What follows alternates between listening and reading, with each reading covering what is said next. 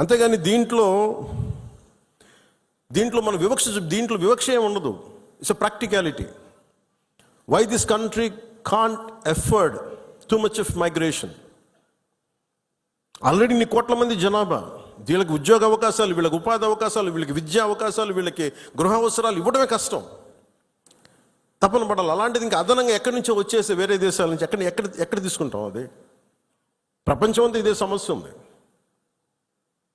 So అలాంటి సమయంలో ఇది మనందరి బాధ్యత. ఇది నేషన్ సంబంధించిన సమస్యలు, మన సమస్యలు కూడా.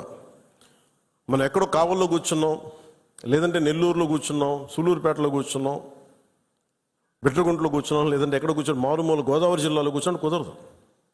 దీని ఇంపాక్ట్ మొత్తం మీద ఉంటుంది. ఇది మనందరి బాధ్యత. ఇది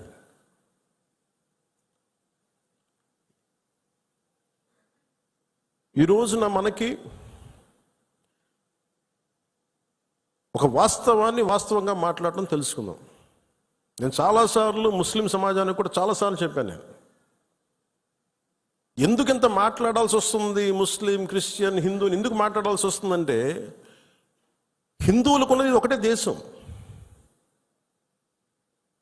ఇంక వేరే దేశం లేదు.